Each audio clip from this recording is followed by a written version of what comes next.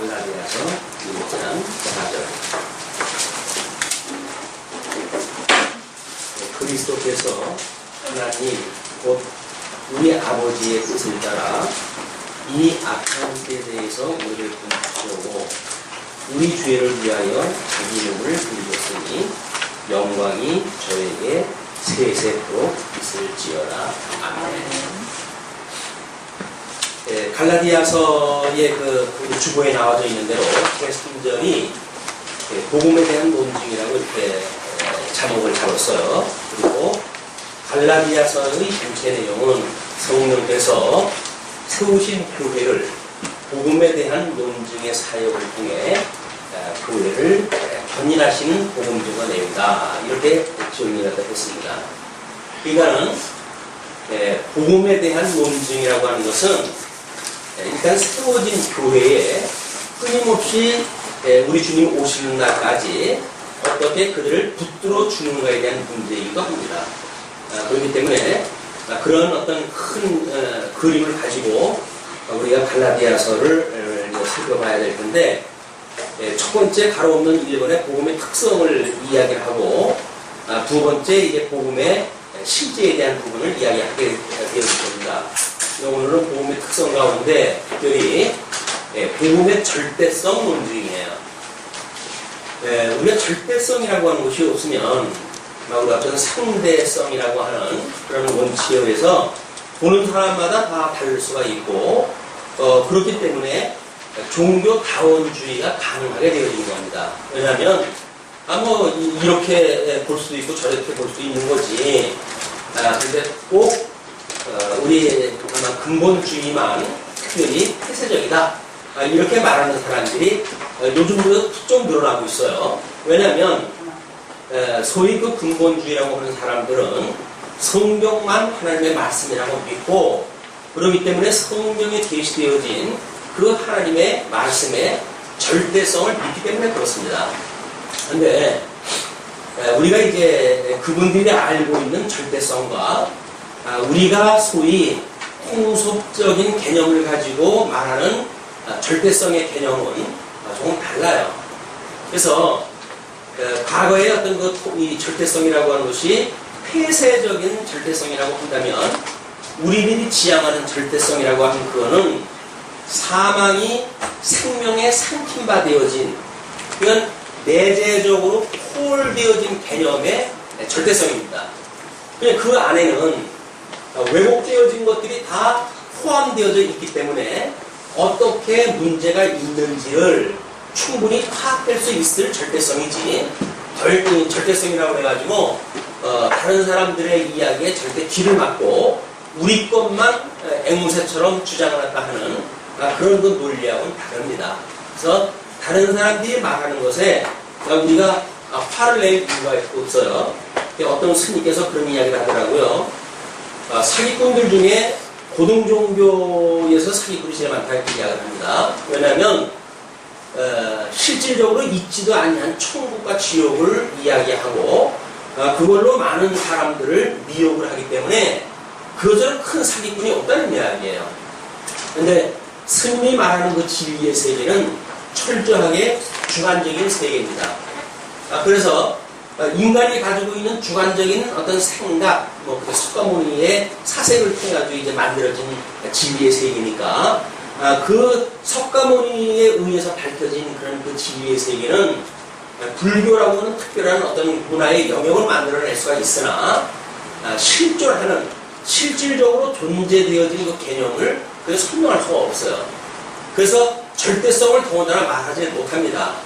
그러니까 말할 수 없는 절대성은 그들은 상념 이렇게 치부해버리고 말아요. 아무런 생각할 가치도 없는 것이다, 그런 그 이야기죠. 그러나 그거는 너무 자기가 알고 있는 세계에 마치 그것이 천상천하 유아독존식으로 그것이 다라고 믿고 있는 오만 때문에 만들어지는 일이지요. 실존의 문제는 천지를 지으신 하나님께로부터 시작이 되어지는 겁니다. 그 하나님이 없다고 한다면 실존의 세계는 없어요. 그분이 창조하지 않았다고 한다면 눈에 보이는 세계가 어떻게 있으며 그에게 지음을 받았던 인생들이 어떻게 있겠습니까? 근데 그거를 이제 천재를 갖다 하고 대천재를 갖다 하고 이미 그건 다 만들어진 거다. 그걸 자연이라고 하잖아요. 스스로 그는 그러하다 그 이야기예요. 그렇기 때문에 스스로 존재하는 모든 것들이 어떤 이치에 따라서 지속되어질 수 있는가에 대한 걸 연구하는 것이 보통 일반 종교예요. 그래서 기독교는 계시의 종교라고 이야기를 하는데 그 계시의 종교는 인간들로부터 말미암은 것이 아니라 세상을 지으시는 하나님께부터 말미암았다는 거거든요.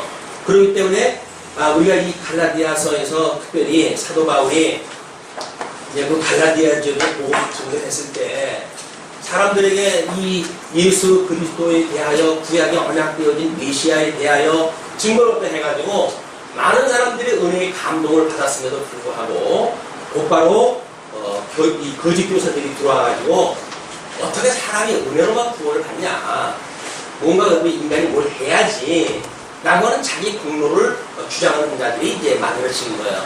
그때 당시에 유대인들이 도처에 흩어져 있었기 때문에 유대주의적인 사상을 뛰어넘는 세계의 틀이 없으면 그 사람들의 논리에 빠져들어갈 수밖에 없어요. 그거를 이제 갈라디아서라고 하는 특별한 성경으로 사도 바울이 논증서를 이렇게 써보내는 거예요.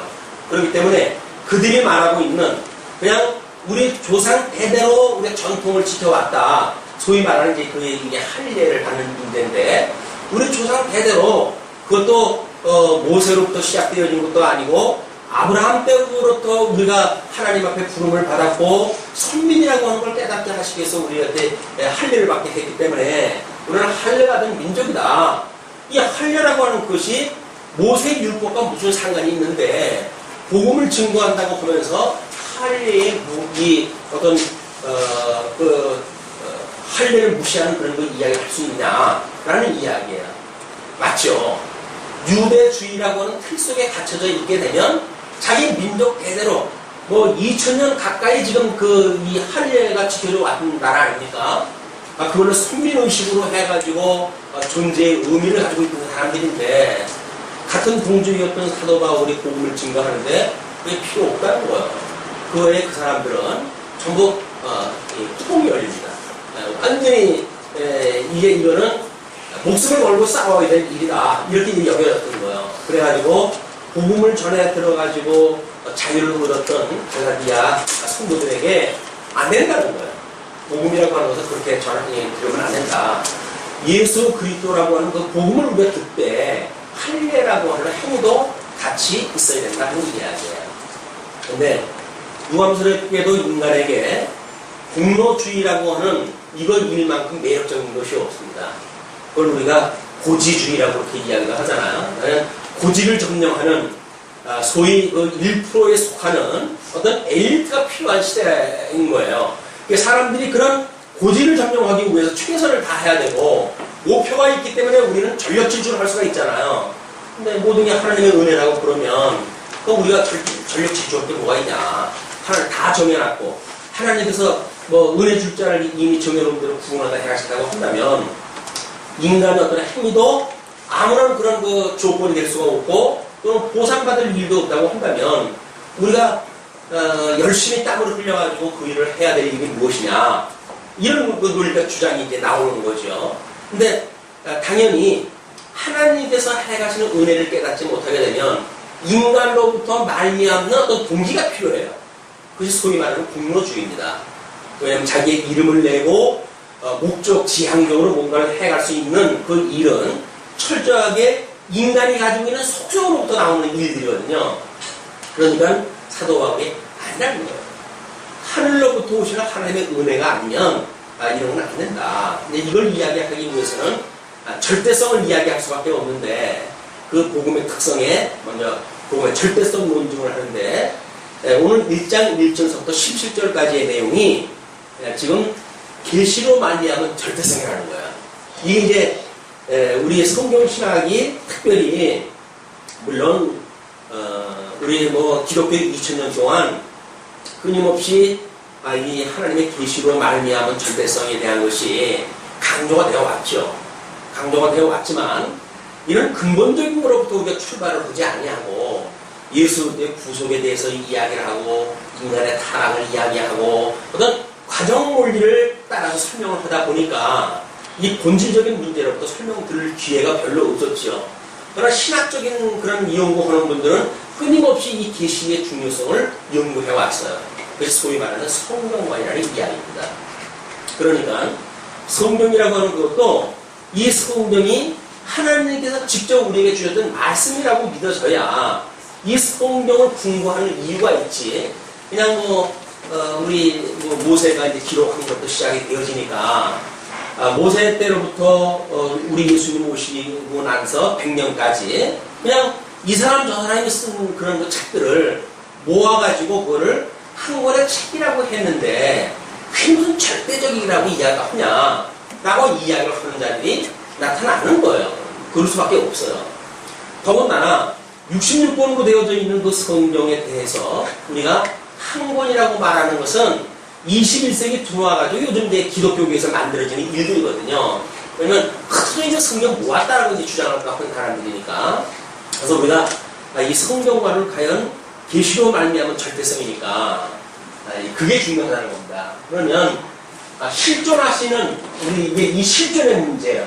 이 실존은 영원한 존재이신 영존하시는 하나님께로부터 나온 거 아니겠어요? 그럼 하나님의 이 뜻이 우리가 있다고 했어요. 그래서 이 하나님의 뜻이 뭐냐면 만사 만물을 작정하시고 그리고 이성적 존재를 예정하시는 일이라고 이렇게 이야기했죠. 이것이 세상을 짓기 전서부터 가지고 있던 하나님의 뜻인 거예요. 이 뜻을 나름대로 이제 섭리를 갖다 해가시는 것이 우리 천상계를 통해 가지고 이 천상계를 통해 가지고 하나님께서 만사와 만물을 이렇게 예정하셨던 이런 모든 것들을 이 뜻을 언약하신 대로 이제 성취를 갖다 하셨어요. 이 영원한 언약과 영원한 성취예요. 이 영원한 언약과 영원한 성취를 계시세계, 우리가 소위 말하는 천하계라고 이렇게 이야기하는데 이거를 계시세계 또는 현상세계라고 이렇게 이야기하죠. 상으로 드러난 세계, 이 영원한 세계를 상으로 드러난 세계. 왜 상으로 드러나게 했느냐면 이거를 여러 가지 보여주시기 위해서 그런 거예요. 그러니까 하나님의 뜻이 하늘에서 이룬 것처럼 이 땅에서도 이루어지이다. 우리가 주기도를 할 때마다 그렇게 기도를 하잖아요. 그러니까 하나님의 뜻은 이미 영원한 하나님 나라에 다 이루어진 거예요. 이제 천상에는 다 이루어졌는데 그 이루어진 것이 이 땅에서도 이루어지기를 원합니다. 라고 하는 것이 주님께서 우리에게 가르쳐 주신 기도란 말이에요.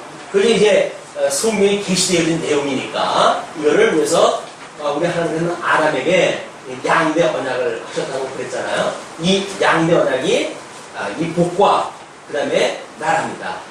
그래서 하나님의 창세기 2장 28절에 하나님의 복을 주시며 생육하고 번성하고 땅에 충만하라 그리고 다스리라 라고 하는 나라의 3대 요소를 언약을 받았단 말이에요. 이건 언약인 거예요.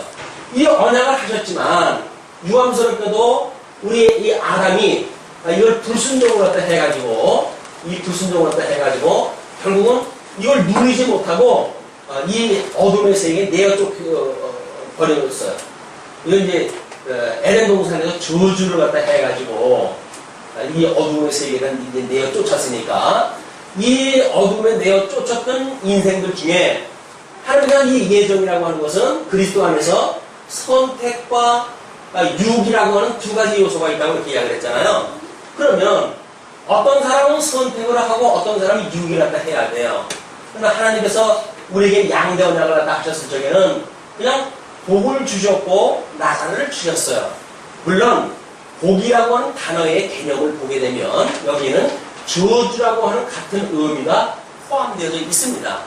근데 이걸 이제 주셨는데 선과 악을 알게 가해나무 열매를 따먹지 마라. 그걸 따먹으면 너희들 다 죽어 라고 이야기를 했는데 사단의 미혹을 받아가지고 아담이 결국 불순종을 하게 되지요. 그래가지고는 이 내어 쫓긴 거예요. 이게 어둠의 세계예요. 이것이 우리가 살아가고 있는 이 땅입니다. 발을 붙이고 살아가는 이 땅인 거예요. 근데 이 어둠의 세계에 우리를 내어 줬으니까 그러면 유기되어지기로 예정되어진 사람이라고 한다면 이제 우리가 이렇게 해서 이걸 사망세계라고 이야기를 하고 이걸 생명세계라고 이야기를 하게 되면 아니 사망세계에서는 유기하기로 되어진 백성들은 여기서 살아가는 문제가 없어요. 그냥 죽은 채로 영원 무궁토록 지옥에 살아도 아무런 문제가 없죠. 그러나 선택하기로 예정되어진 사람은 여기 살면 안 되잖아요. 그걸 위해서 우리 예수 그리스도가 이 땅에 오신 거예요. 그리고 여기서 택한 백성들의 모든 죄를 대속하시기 위해서 십자가에 못 박아 죽으시고, 그리고 우리들을 대신해서 죽으셨으므로 우리가 예수 그리스도와 함께 이 부활에 참여하게 되어져서 하나님 나라, 이 하나님 나라에 우리가 이제 주님의 몸된 교회라고 이렇게 이야기를 합니다. 이 주님의 몸된 교회의 이론이 되어진 거예요. 그러니까 이 어둠으로부터 예수 그리스도를 인해 가지고 구원을 받아가지고 우리가 이걸 구원을 받았다 이렇게 이야기를 해요. 구속 또는 뭐 대속 이렇게 받아가지고 예수 그리스도와 연합되어졌다 또는 한 몸을 이루었다, 뭐 여러 가지 성경의 표현이 있죠. 그러니까 우리는 예수 또 한 몸이 되어진 사람들이 지금 주님의 몸된 교회에 있게 되어지는데, 유감스럽게도 영은 죽었던 우리들의 영이 예수 그리스도의 대속으로 말하면 살아났단 말이에요. 그래서 이건 생명세계에 살고 있지만 우리들의 육신은 아직도 저주받은 그런 그 가운데 그냥 이 몸뚱어리를 가지고 살아가잖아요. 예수를 믿었다고 해도 몸뚱어리가 변화가 뭐 부처가 되는 것도 아니고 이 몸뚱어리도 변화가 크게간 변화가 있는 게 아니에요. 그냥 어저께 구원받기 전에 그 몸뚱어리가 오늘 그냥 그 몸뚱어리예요. 그런데 이 예수를 그리스도로 믿는 우리들의 이 영에 의해서 이제 우리 마음이 점점 하나님을 깨달아가는 이런 마음으로 변화되어져 갈 때, 다만 이 도구가 성령의 도구로 쓰임을 받을 뿐이죠.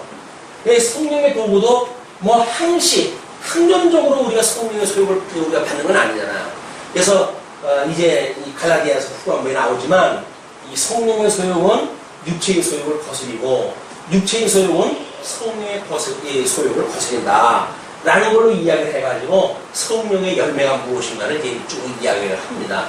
그러면 이런 그 구성원인 우리들에 대하여 사도 바울이 지금 갈라디아 교인들이 이렇게 구원받은 사람들이란 말이에요. 갈라디아 교회에 구원받은 사람들인 거예요. 그런데 이거는 철저하게 예수 그리스도의 절대적인 이 어떤 복음에 의해 가지고 우리가 구원을 받았음에도 불구하고 거짓 교사들이 우리들한테 할례라고 하는 인간적 방법에 대하여 지금 강조를 하는 거예요. 예수 그리스도의 구속으로 구속받은 거 맞다. 그러나 우리들의 이 몸에 할례를 받는 것도 함께 해야 온전한 구원에 이르게 되어진다는 논리를 펴가는 겁니다. 그러면 유대주의라고 하는 데서 평생 그들이 자자손손, 대대손손 그 문화에 젖어져 있던 사람들 아니에요. 근데 그 문화에 젖어져 있던 사람들이 그 당시의 문화를 뛰어넘는 생각을 가지기가 그렇게 만만치가 않았습니다. 우리도 마찬가지 아니에요. 평생을 살아도 어린 시절에 그 트라우마 때문에 평생 우리 삶이 지금 흔들리고 있는데, 그 대대손손 받아왔던 어떤 할례라고 하는 문화가 복음을 깨달았다고 해서 쉽게 정리를 했다 해가지고 이건 아니야. 그래도 무쪽 잘라듯이 잘라낼 수 있는 게 아니란 말이에요. 그러니까 거짓 교사들이 이렇게 공격을 갖다 해왔을 때 갈라디아 교회가 흔들릴 수밖에 없잖아요. 사도 바울이 안타까운 거예요. 왜냐하면 인간의 어떤 인간 공로를 갖다가 지향하는 이런 것은 복음은 반복음적이기 때문에 그렇습니다. 만사를 하나님께서 이미 세상을 짓기 전서부터 작정하고 예정한 뜻이 있었고, 이걸 이미 하늘에서 이루셨고, 하늘에서 이루신 것을 이 땅으로 보여주는, 이 땅에서 보여주는 세계인데, 겨우 역사적으로 해가지고 2000년 전서부터 가지고 왔던 간섭이라고 해서 그거가 절대화 되어질 수는 없잖아요. 그 사람들한테 지금 복음의 절대성을 이야기를 합니다. 역사적으로 2000년이라고 하는 할례 문화, 이거보다 뛰어넘는 것이 이미 하늘에서 이루어진 영원하신 하나님의 뜻이 이루어진 이 뜻이란 말이에요. 그러니까 영원한 시간 세계의 어떤 시간에 대한 개념을 우리가 파악을 못하게 되면 더욱 과정적인 거로부터 우리는 권위를 찾기 시작을 하지요. 이 사람들이 모세의 율법을 주장하지 않고 할례를 주장했던 건 왜 그럴까요? 우리 모세의 율법은 1500년, 주전 1500년에 주어진 거 아니에요? 그럼 할례는 아브라함 때니까 주전 2000년에 주어진 거란 말이에요. 500년이나 앞서가지고 있는 할례이기 때문에 이 사람들은 모세의 율법은 폐했다 할지라도 이 할례는 지켜져야 된다고 하는 주장이에요. 우리가 율법대로 구원받는 거 아닌 거 안다. 그러므로 우리는 모세의 율법을 주장하는 것이 아니라 우리 열조 아브라함에게 주었던 할례는 받아야 될 거 아니냐 그 이야기거든요. 근데 사실은 아브라함에게 주었던 이 할례의 문제가 구체적으로 보여준 것이 모세의 율법의 문제란 말이에요. 하나의 문제. 이 이론론적인 이해가 없으니까 역사적인 한 500년의 어떤 그런 권위를 가지고 이 사람들이 이걸 주장한 게 이루어진 거예요. 그러니까 이런 어떤 전통이라고 하는 문화 속에서 500년을 뛰어넘을 만큼의 어떤 권위를 내세우려고 한다면 뭐 1000년만큼의 어떤 데이터를 가지고 해야 된다든가 그럴 수밖에 없겠죠. 만약에 이것이 지금 이 아브라함이 주전 2000년이란 말이에요. 모세가 500년, 1500년이에요. 그러면 500년을 뛰어넘는 어떤 문화는 2000년이나 되어야 되는 이 문화로 이거를 설명할 수가 있잖아요. 그러니까 이 데이터는 이 데이터보다 적어요.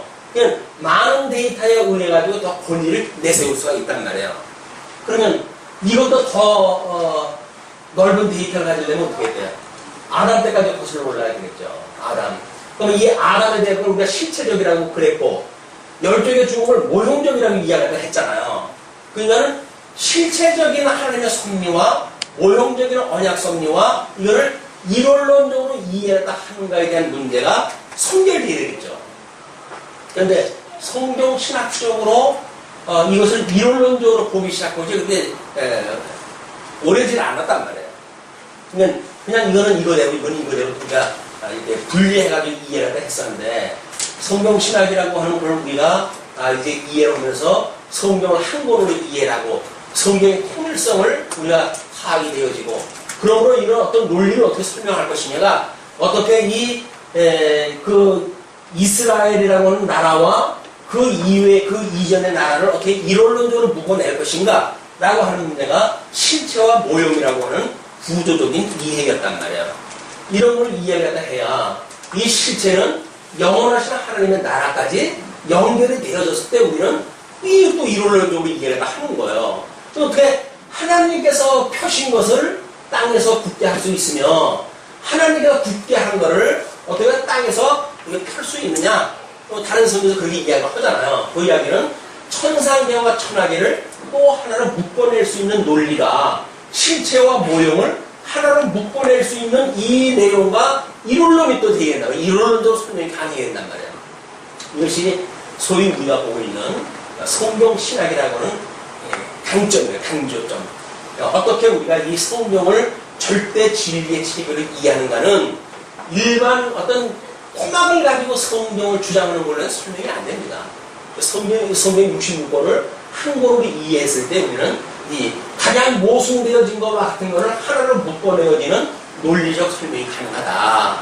이걸 사도 바울은 복음의 절대성이라고 하는 것을 설명하다 하는 거예요. 절대죠. 이게 절대.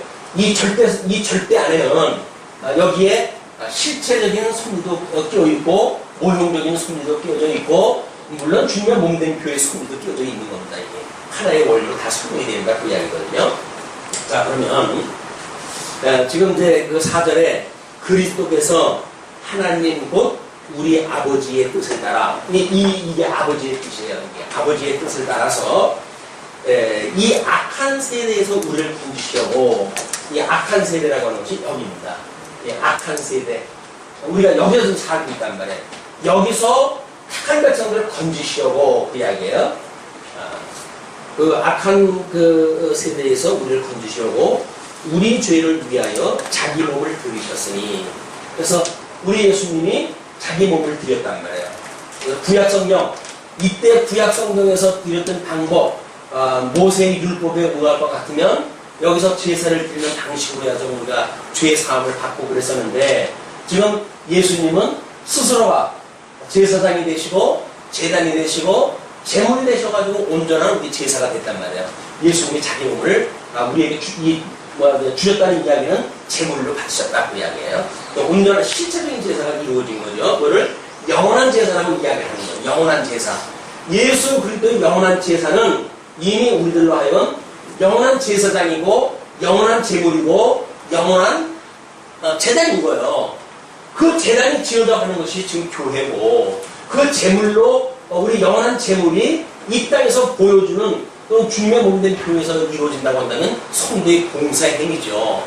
그죠? 우리가 관제물로 드렸다고 그러잖아요, 사도 바울이. 자기를 관제물로 드렸다는 이야기는 예수 그리스도의 영원한 재물에 참여되어졌다 그 이야기예요. 예수를 믿는다는 이야기는 죽으라는 이야기입니다. 한마디로 재물로 죽으라는 이야기예요. 내가 재물로 죽었으니까 너희들도 나처럼 재물로 죽으라는 이야기예요. 그런데 우리는 재물로 죽는 걸 원하지 않고 너는 뭘 원합니까? 누구보다도 우애를 차지하고 싶다 그 이야기예요. 이왕 교회를 세우면 교회 평수, 넓은 평수, 성도를 이야기하면 세계 제1의 성도의 숫자, 심지어 체제를 이야기해도 마찬가지죠.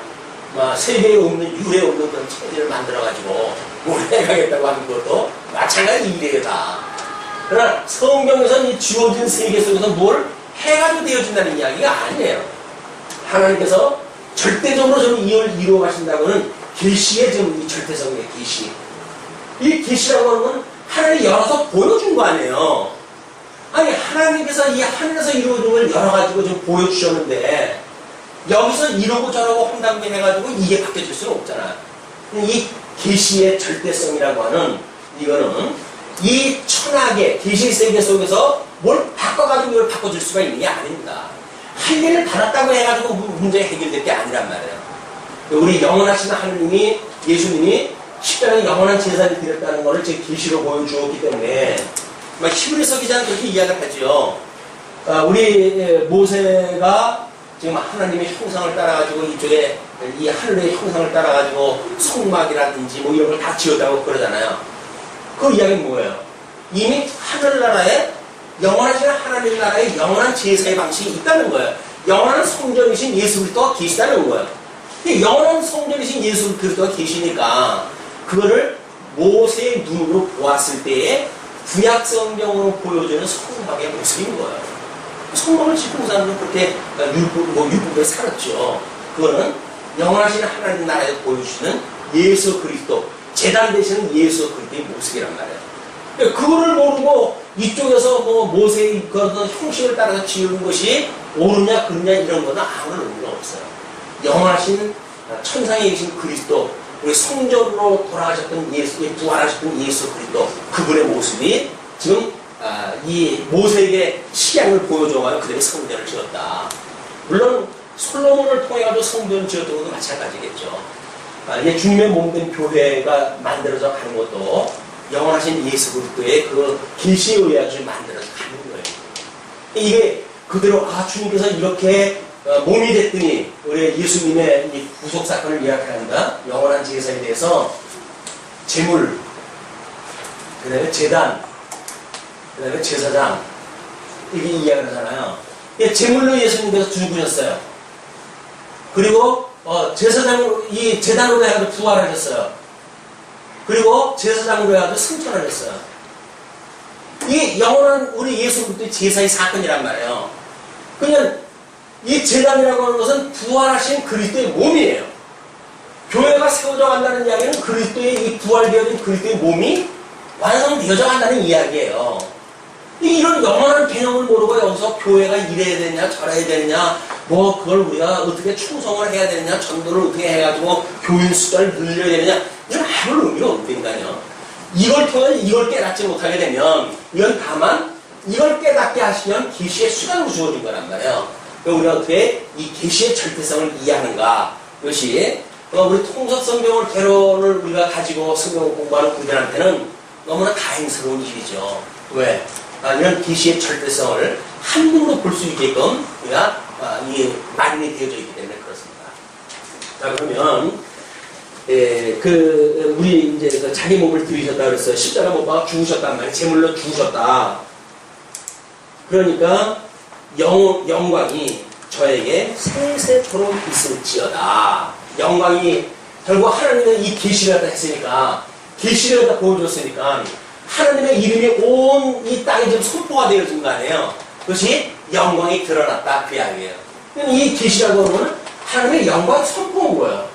영광을 선포하신 것이 계시라는 말이에요. 하나님의 영광을 선포한 것이 계시예요.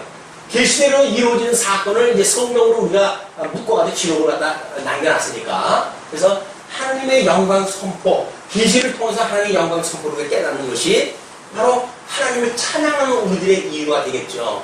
그것이 영광 선포가 되었을 때 뭐라고 그래요? 그걸 사도 바울이 그 뒤에 아멘이라고 해서 답하잖아요. 아멘. 하나님의 이 영광이 이렇게 승리로 드러나는 것을 따라가지고 아멘의 신앙 고백을 다 하는 거야. 아, 주님, 그렇게 되어졌으면 좋겠습니다. 그 이야기예요. 하나님의 이 천상에서 이루어진 것을 이 땅에서 보여주는 이거대로 예수 그리스도의 영원한 구속이 지금 이렇게 이루어지는 것, 이것이 그대로 믿어지고 이루어졌으면 좋겠습니다. 그 이야기예요. 아멘, 아멘.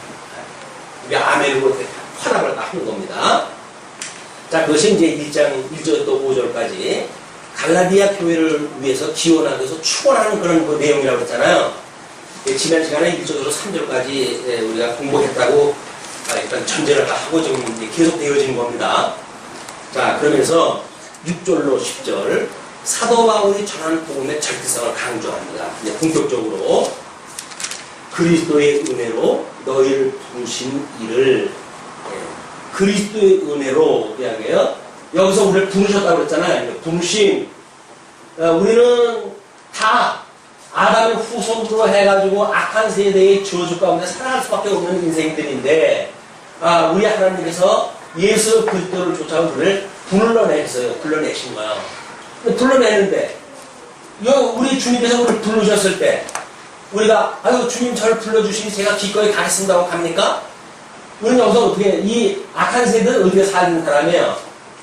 이걸 한마디로 죽었던 우리라고 해요. 죽었던 사람들은 하나님의 음성을 들을 수가 없습니다. 죽은 사람은 하나님의 음성을 들을 수가 없기 때문에 우리 주님께서 우리를 불러내셨다라고 이야기를 했을 때 우리를 여기서 중생케 해가지고 다시 살려나가지고 그 음성을 듣게 해가지고 불러내시지 않으면 이 부름을 받을 수가 없어. 우리가 부르심을 받았다는 이야기는 이미 하나님께서 우리를 갖다가 중생을 시키셨다는 거예요. 중생을 시켜가지고 우리를 불러내셔가지고 주님의 몸된 교회의 이름이 되게 하셨단 말이에요. 우리는 예수 그리스도 말미암아서 부르심을 입은 사람들이에요. 근데 그 은혜로 너희를 갖다 입었대요. 여기서 이렇게 부르심을 받았던 것이 은혜라는 이야기예요. 왜 은혜입니까? 은혜가 아니고 여기서 이 복으로 받은 이 복으로 약속이 되어졌는데 다 아담 때문에 전이 이 저주 가운데 갇혀버렸잖아요. 사망 가운데 갇혔단 말이에요. 그런데 여기서 우리만 특별히 부름을 받았기 때문에 그걸 은혜라고 이야기가 하는 거예요.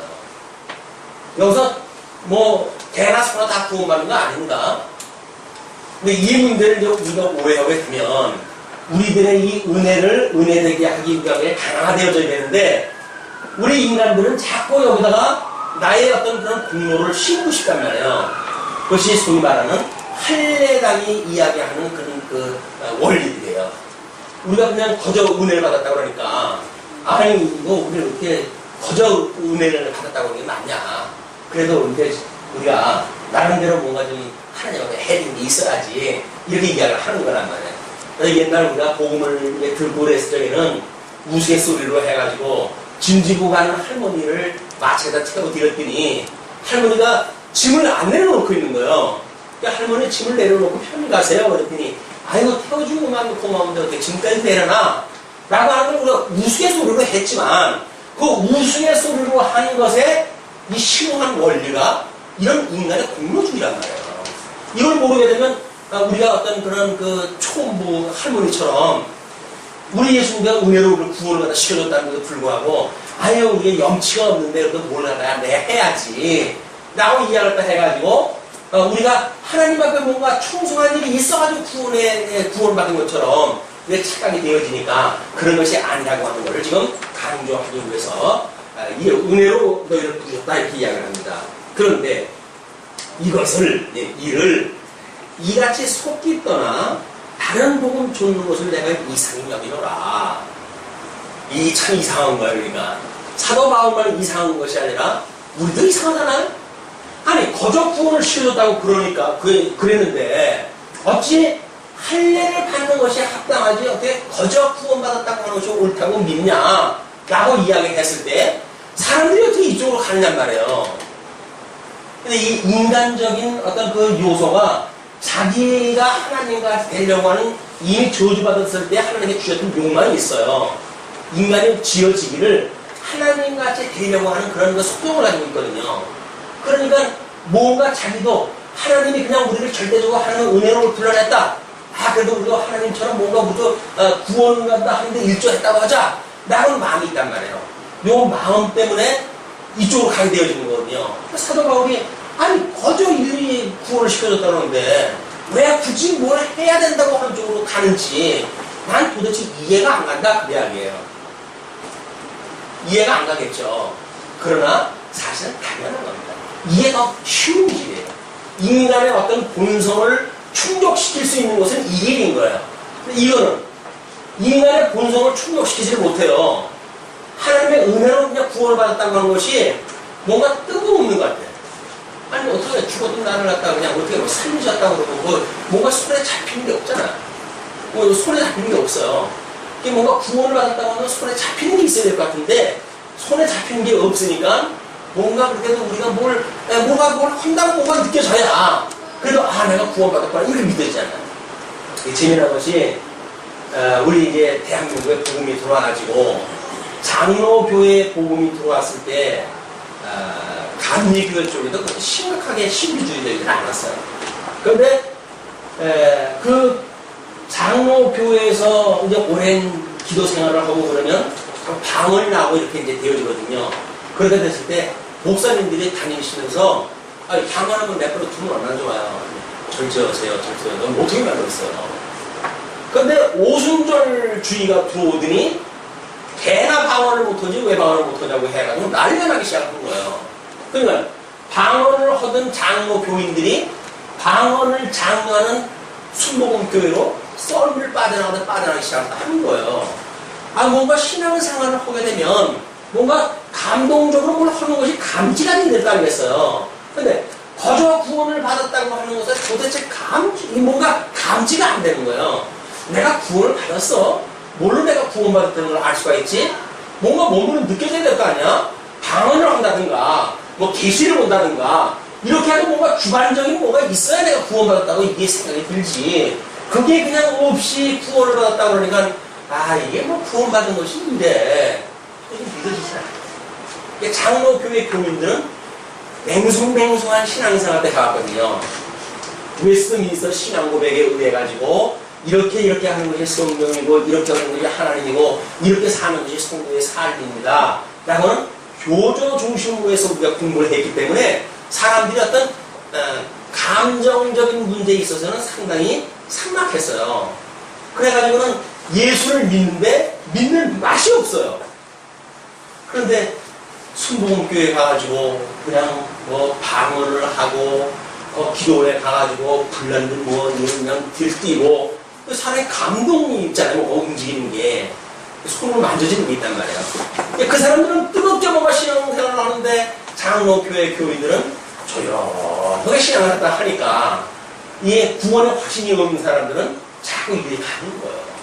근데 썰물 빠져나가듯 빠져나갔는데 사도 바울은 그때 당시에 아니 자기는 그 유대주의의 신앙생활을 하다가 은혜로 받았다고 하는 걸 감격을 받았는데 저 인간들은 어떻게 은혜를 주었다고 그러는데 다시 이쪽으로 갈 생각을 하지? 자기 기준으로 봤을 때 이해가 안 되는 거예요. 그거를 사도 바울이 뭐로 표현하다 했습니까? 이상하다. 이상히 여기노라. 다른 복음은 없나니 다만 어떤 사람들이 너희를 요란케 하여 그리스도의 복음을 변하게 함이라. 다른 복음이 있는 것이 아니라 어떤 이들이 너희를 그렇게 복음을 변하게 하는 거예요. 왜? 요란케 하기 위해서 그렇다는 이야기죠. 그러나 우리나 곧 하늘로부터 온 천사라도 우리가 너희에게 전한 복음 외에 다른 복음을 전하면 저주를 받을지어다. 저주를 받으라고 하는 건 뭐예요? 저주를 받으라는 이야기는 이미 우리가 이 복을 상실한 것이 저주 상태 아니에요. 그냥 구원을 받아야 우리가 복에 참여가 되어지는 건데 여기서 주어졌던 이 복에 참여가 되어진단 말이에요. 이 복에. 그런데 이 복에 참여는 은혜로 해가지고 복을 참여가 돼야 되는데 다른 복음, 인간적인 공로를 주장하는 자들의 복음을 듣게 되어진다고 한다면 너희는 구원받은 것이 아니니까 저주를 받으라는 이야기는 없는 저주를 받으라는 이야기가 아니라 뭐예요? 그냥 저주 받았던 상태에 머물러 살아라 그 이야기예요. 그냥 여기에 머무르고 있는 거다 그 이야기예요. 너희들이 구원을 받았다고 하면 복에 참여해야 되는데 만약에 이 복음을 전해 듣고 그걸 버리고 어떤 인간의 공로주의를 이야기하는 이상한 복음을 너희들이 듣는다고 한다면 너희들은 구원을 받은 자들이 아니니까 그냥 저주 가운데 있는 거야 라고 이야기를 한 거다. 자, 그러면서 그 9절에 우리가 전에 말하였거니와 내가 지금 다시 말하노니 전에도 이런 이야기를 했어요. 이제 그 구원에 대한 이야기를 할 때. 왜냐면 1차 전도 여행 때 수많은 유대인들하고 갑론을바 그런 그 논쟁이 벌어지고 그러지 않습니까? 심지어 그 문제 때문에 1차 전도 여행이 끝나고 예루살렘에 그 선교 보고를 할 때 유대인들이 와가지고 심각한 그 논쟁이 벌어지고 그러지 않았어요? 고발이 이루어지고 그때 예루살렘 교회에서 왜 그러세요?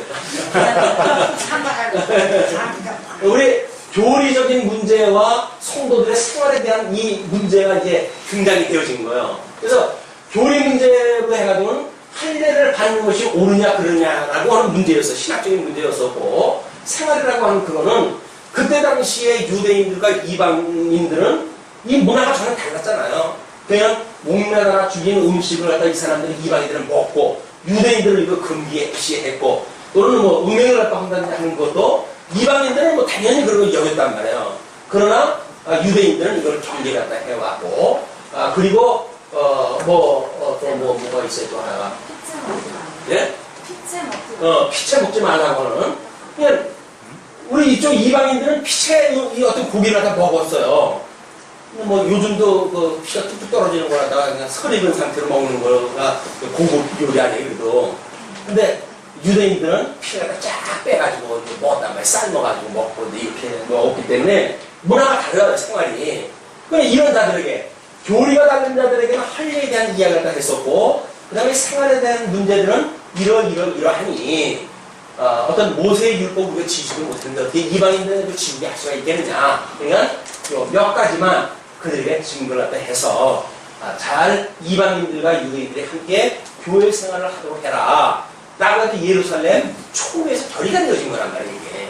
그러니까 이 총회가 결의되어진 이 사건이 가기 전에 편지니까 먼저 썼겠죠. 이거 후로 보는 사람들도 있어요. 뭐 2차 전도 여행 때 갈라디아 그 북부 갈라디아 지방을 전도를 갖다 하고 3차 전도 여행 때 기록을 갖다 한 것이 아니냐 뭐 이런 거 주장도 하고 그러는데 주의 어떤 이런 이 사도행전의 배경과 미쳐서 봤을 때 이미 할례 문제가 언급이 되어졌다고 한다면 1차 전도 여행이 끝나고 그리고 이 할례 문제가 총회에서 이미 언급이 되어졌으니까 이걸 보편적으로 이방교회도 전달이 됐을 거다. 그렇다고 한다면 이것이 가기 전에 이 편지를 쓰지 않았을까 이렇게 미루어 짐작을 해봅니다. 자 그러면서 전에 그렇게 말했다는 거지요. 다시 말하노니 만일 누구든지 너희 받은 것 외에 다른 복음을 전하면 저주를 받을지어다. 저주를 받으라는 이야기는 여기 너희는 구원받지 못하는 한들이 있는 것이다. 이걸 선언하다 하는 겁니다. 그러면서 이제 내가 사람들에게 좋게 하랴 하나님께 좋게 하랴. 사도 바울의 늘 고심은 그거예요. 사도 바울은 절대 복음적인 이 진리를 증거했잖아요. 그 이야기는 제일 먼저 뭐가 이 증거가 되게 될까요?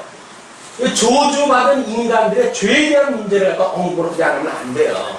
너희들이 말할 수 없는 죄인이야.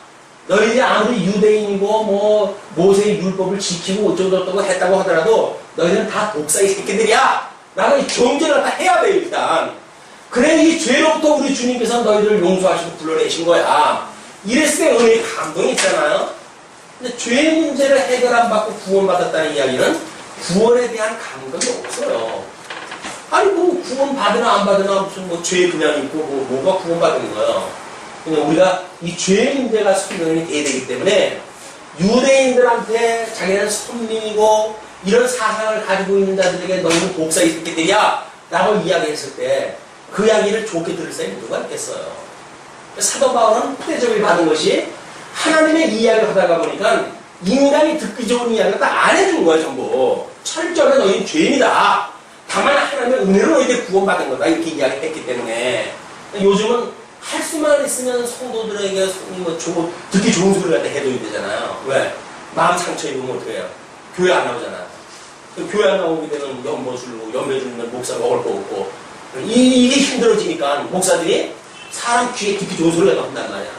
우리들은 죄인입니다. 말할 수 없는 죄인입니다. 그런 가운데 우리 주님께서 값없이 우리가 구원해 주셨습니다. 이런 거 이야기하는 것이 아니라 그래도 여러분들이 열심히 이렇게 노력을 까다롭게 오늘날 이런 교회가 이루어졌고 어쩌고저쩌고 해가지고 인간의 그런 일했던 것에 대한 자꾸 충동질을 해주는 거예요. 그런 거에 의해 가지고 맞아 내가 그래 일주했지 뭐 이렇게 이야기 되어지는 거거든요. 그거 하는 것만큼 은혜에서 감점되어지는 거예요. 은혜의 마이너스 몇 점. 자 11절부터 17절까지는 바울이 전한 복음은 계시를 통해 받은 거라고 하잖아요. 자, 형제들아 내가 너희에게 알게 하노니 내가 전한 복음이 사람의 뜻을 따라 된 것이 아니라 인간적인 사색에 의해서 그렇게 만들어진 것이 아니라 이는 내가 사람에게서 받은 것도 아니요 복음이 그 사람의 뜻을 따라 된 것이 아니라 이는 내가 사람에게서 받은 것도 아니요 배운 것도 아니요 오직 예수 그리스도의 계시로 말미암은 것이다. 그 다메섹 도상에서 예수님을 처음 만날 때 상황이 기억나시죠? 그냥 하늘에서 음성이 들린 거예요. 사울아 사울아. 사울이 지금 그때 기세가 등등해가지고 예수 믿는 사람을 잡아 죽이려고 지금 그거 같은 거 아니에요? 지금 전부 잡아가지고 지금 보내려고 해가지고 같은 사람인데 근데 벼랑간 하늘에서 음성이 들리는 거예요. 사울아 사울아. 주여 니시오니까. 그랬더니 하늘 뜬금없는 소리가 뭐라 그래요? 네가 핍박하는 예수다. 아니 예수는 성천에 계시다고 그러는데 내가 예수 믿는 사람을 갖다가 지금 잡아가지고 예루살렘으로 지금 호송으로 하려고 지금 왔는데 예수님이 하시는 말씀이 네가 핍박을 갖다 하는 박해하는 예수라는 거예요. 우리가 누구예요? 이거? 우리가 핍박받으면 누가 핍박받는다는 이야기예요? 예수님이 핍박받는다는 이야기예요. 이게 은혜로 한 몸을 이룬 우리들의 느낌이란 말이에요. 박해를 받았을 때 이 주를 위해서 주 안에서 내가 받는 이 박해로구나. 이것이 믿어야 우리가 이 어떤 엄청난 그런 감동을 가지고 이 고난을 갖다가 참여할 수가 있는 거예요. 그 환난을 기뻐할 수가 있는 거예요. 왜? 예수님과 함께 했다는 증거가 뭡니까? 칼복 중에 제일 마지막 곡이 뭐예요? 나를 위하여 핍박을 받는 자는 복이 있나요? 예수님을 인하여 핍박을 받는 자들이 복이 있는 거란 말이에요. 그걸 우리 교회생활 고린도 후서에서는 그리스도를 위하여 핍박받는 걸 뭐라 그랬어요? 예수님을 위하여 죽는 거예요. 예수님을 위하여 버리는 거예요. 예수님을 위하여 숨기는 거예요. 그것이 사직생이고 연죽보고 그리고 공직치란 말이에요. 그게. 내가 죽는 문제, 고난을 당하는 것으로 인해 가지고 주님의 몸된 교회의 복음이 증거되어지고 이런 일이 감당되어지기 때문에 뜨거운 어떤 열심을 가지고 뭘 하라는 것이 아니라 그냥 그리스도로 인한 핍박을 이 주를 인한 핍박이로구나 이게 믿어지는 것이 우리 구원의 반열에 있는 사람들의 생활이다 그 이야기죠. 자 그러면서 계시로 말미암은 것이다. 내가 이전에 유대교회에 있을 때에 행한 일을 너희가 들었거니와 하나님의 교회를 심히 핍박하여 장애하고 내가 내 동족 중 여러 영갑자보다 유대교를 지나치게 믿어 내 조상의 유전에 대하여 더욱 열심히 있었으나 그러나 내 어머니의 태로부터 나를 특정하시고 은혜로 나를 부르시니가 어디서부터 나를 특정했다고요? 이 어머니 태 안에서부터 우리가 잉태되어질 때 하나님의 이 예정을 따라가지고 잉태가 되어진 거예요. 잉태가 되어서 출생이 되어진 거예요. 눈에 보이지 않을 때부터 하나님께서 이미 언약대로 만사를 이루어가시는 분이다. 하나님께서 언약대로 이루어가시는데 뭘 인간이 자기 국물을 여기서 내세우고 그럴 필요가 뭐가 있어요. 이런 복음을 모르는 사람들의 인간들이죠. 네, 그래서 그 아들을 이방에 전하기 위하여 예수 그 복음을 이방에 전하기 위하여 그를 내 속에 나타내기를 기뻐하실 때에 내가 곧 혈육과 의논하지 아니하고, 사도 바울이 복음을 받아들였던 그런 상태를 뭐라고 표현을 합니까? 그를 내 속에 나타내신다 이렇게 표현했어요. 복음의 그 의미가 들어옵니까? 복음의 의미가 하나님께서 우리를 구원했다고 하는 것이 뭡니까? 사도 바울은 그걸 갖다 내 속에 그를 나타내신다 이렇게 표현했다고. 그래, 그리스도의 형상을 닮아가는 거예요. 왜? 예수님께서 당신의 몸으로 이를 완성하다 해가니까 주님의 몸된 교회는 주님께서 이루어 가시는 거예요. 그냥 주님의 형상을 주님께서 만들어 가시니까 내가 이렇게 만들어 나가는 이 예수님의 형상이 나를 통해서 드러나게 되어진단 말이에요. 내가 무슨 열심히 뭘 갖다 해가지고 이루어지는 것이 아니라 주의 은혜로 드러나게 되어진다.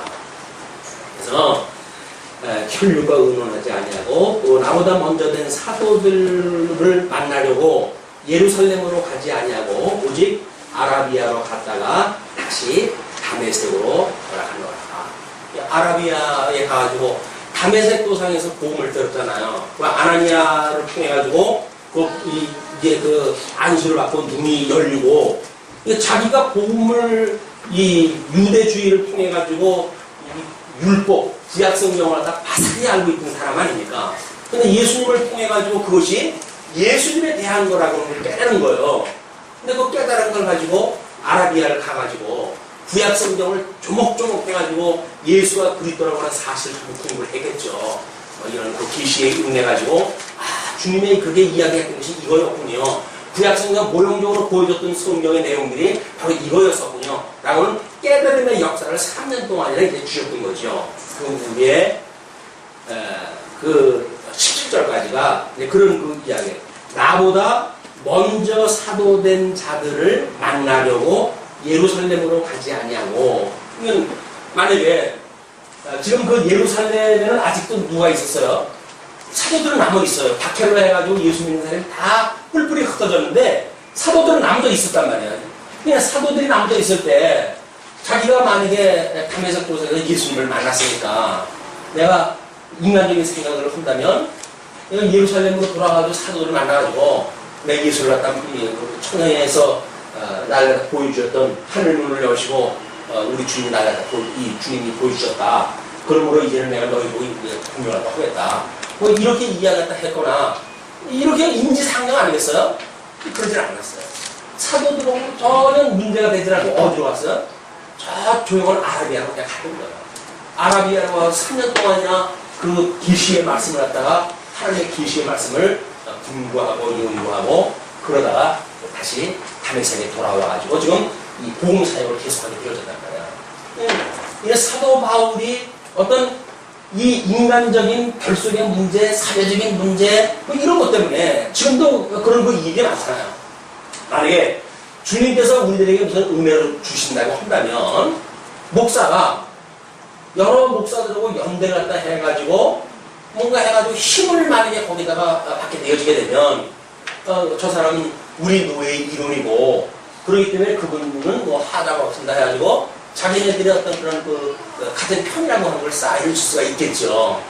사도 바울이 고린도 교회에서도 그랬지만 예루살렘 교회에서 청고서 하나 써가지고 이 전도하지를 않았잖아요. 근데 이 사도 바울이 지금 이 진리에 대한 복음이 어떻게 절대적인가 라고 하는 문제가 인간으로 말미암은 것이 아니라고 하는 걸 이야기하기 위해서 사도들에게 권리가 주어졌었는데 이때 예수님의 동생이었던 야고보가 아마 총회장으로 있었던 것 같아요.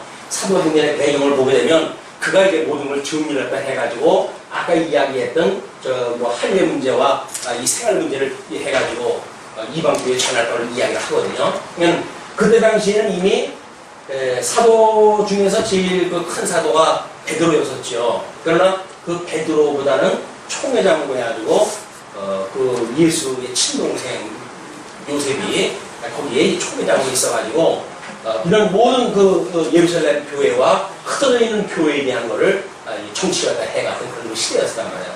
그럼 마땅히 예수를 만났으면 이쪽으로 가가지고 그분들한테 신고를 갖다 해가지고 뭐가 됐어야 되는데 그렇지 않았다 그 이야기예요. 아마 이런 거 문제가 우리가 교회 체제라고 하는 그런 데 있어서도 직임 역할을 한다든지 했을 적에도 좀 더 분명한 어떤 그런 드러나는 일들이 이제 만들어져야 된다고 보여집니다. 뭐 먼저 있던 자들하고 유대 관계를 돈독하게 하기 위해서 이제 우리도 이번에 처음 권사님들이 이제 이렇게 오셨고 이제 그랬잖아요. 뭐 신문을 갖다 보니까 먼저 권사 되신 분들이 나중 그 권사 관련들한테 안수를 갖다 하는 걸로 해가지고 권사 취임식을 갖다 하는 그 사진을 찍었더라고요. 여자가 안수하는 최초의 그 사건이 나온 거예요. 뭐 어떤 교회사적인 입장에서 보면은 그분들은 안수받지 아니하는 권사님들이거든요. 안수받지 아니하는 권사님들이 자기 다음 때부터는 자기가 안수 갖다 해가지고 하는 아주 그 놀라운 그런 그 이변이 이제 만들어졌어요. 그거는 안수받지 아니한 이런 그 일들이 안수받게 해주는 어떤 최초의 마치 사도교회 때나 사도 때나 있었던 이 사건으로 계승되어진 어떤 그런 걸로 착안하다 했는지 모르겠지만 복음적으로 해가지고 많은 생각을 했다 해야 될 여지가 있다고 보여집니다. 왜냐면 그는 사도시대, 성경이 기록되어 있는 사도시대 때로부터 안수가 만들어졌고 교회가 숙사도 시대를 이어서 이제 그 뭐 목사에 이어가지고 쭉 이 안수제도가 이루어진 것도 그거든요. 근데 그런 그 문제가 과연 안수받지 않은 권사가 안수하다 하는 게 정답인지 아니면 안수받은 목사가 뭐 권사라 할지라도 안수하다 해서 그런 어떤 그 안수의 의미를 전달하는 것이 복음적인 의미인지 여러 가지 생각할 여지가 있지만 이런 문제예요. 우리가 이 먼저 되어진 자들과 어떻게 유대 관계를 갖는가. 그래서 그 사람들하고 뭔가 같은 편이라고 되어져야 다른 사람들한테 인정을 받는다고 한다면 이거는 이 절대성에 대해서 문제가 만들어지겠죠. 사도 바울은 그거를 감수하고도 이 사람들한테 먼저 가지 아니하고 아라비아로 간 거예요. 그 이야기는 하나님께서 지금 나를 사도로 이방의 사도로 우리 중에 직접 부르는데 내가 너희들한테 인정받아야 사도가 된다는 건 아니라는 이야기예요. 이것이 이 특별 계시의 기록기인 사도행전 당시에 우리 사도 바울의 그런 행적이었습니다. 그런 행적을 우리가 잘 이해를 해야 이 절대성, 복음의 절대성을 이해를 하고 뭐 사도 바울도 그랬는데 우리도 그러면 되는 거 아니야? 라고 하는 이야기는 이 특별 계시와 일반 계시를 혼돈하는 일이죠. 특별 계시의 원리에 의해서 우리가 어떻게 해석을 하는가가 나와야지 이렇게 했기 때문에 우리가 이렇게 한다라고 하는 것은 온당치 않다. 자, 이제 이렇게 아마 1장 17절까지로 오늘은 끝을 내가지고 계시로 말미암은 절대성에 대한 걸 우리가 봤어요. 18절서부터는 인위적이지 않은 절대성이다. 인간이 어떻게 뭘 인간의 사상에 맞춰가지고 만들어낸 그런 것이 아니라고 하는 걸 통해가지고 조금의 이 복음의 절대성을 논증한다 한다. 오늘은 여기까지.